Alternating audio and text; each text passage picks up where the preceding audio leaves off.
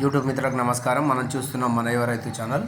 ఇవాళ మరోసారి వర్షాకాలం అయితే మనము డ్రమ్ కొయ్యడానికి అయితే అన్నీ సిద్ధమైతే చేసుకున్నాము, డ్రమ్ సీడర్తో వేయడానికి.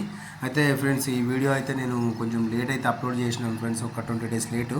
ఎందుకంటే మనకి వర్షాకాలం మరి ఎట్లా వస్తుంది ఏంది అనేది కొంచెం డైలమా ఉండే. మళ్ళీ నేను వేసినప్పుడు డ్రమ్ సీడర్ కొన్నప్పుడు మొత్తం వర్షం ఉండే.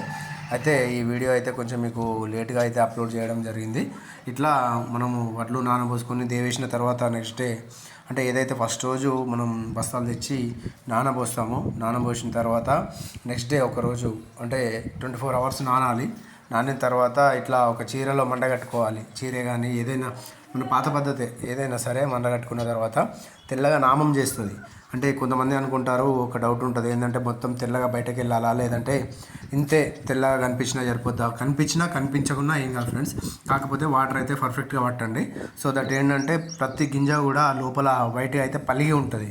సో దట్ ఏంటంటే మనము డ్రమ్ సీడర్లో పోసినప్పుడు అది రాలడానికి మంచి అవకాశం అయితే ఉంటుంది.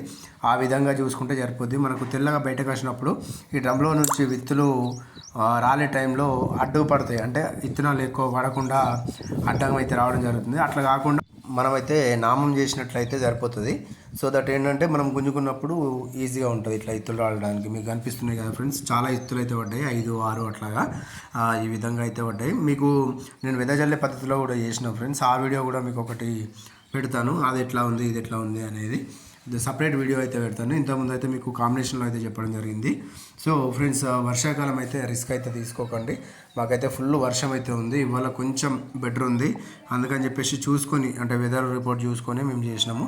అయితే ఇందులో ఫస్ట్ ఏం చేసినామంటే ఈ దుక్కి ఏదైతే వాటర్ మొత్తం దున్నిన తర్వాత 1 గంట ఆగిన తర్వాత వాటర్ మొత్తం అయితే తీసేసినాం.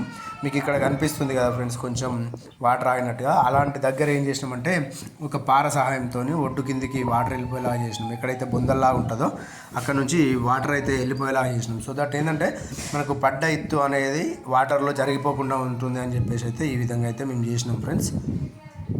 దీని ద్వారా ఏంటంటే మనకు ఇత్తు అటు ఇటు అనేది అయితే జరిగిపోదు.